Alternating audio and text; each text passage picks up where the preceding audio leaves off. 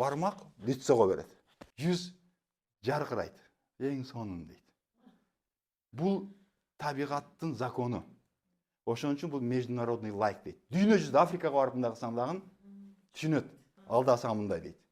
Муну Кыргызда мурда эле бар эле лайк. Илгертен эле муну эмне дейт эле бизде? Кандай балам? Жүрөсүңбү жакшы дегенде мыктай, ох, азаматсыз бир гана эжеке айтты. Мыктай дейт эле. Кандай десе мыктай. Мыктайбы балам деп коет эле. А бул дизлайк. Дизлайктын да кыргызчасы бар. Жок, мыктай дейт элек. Кыргызча бардык сөздүн кыргызчасы бар.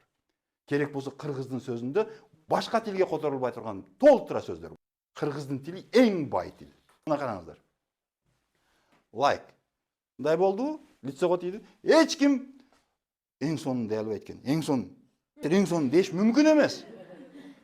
Ошон үчүн бул международный лайк.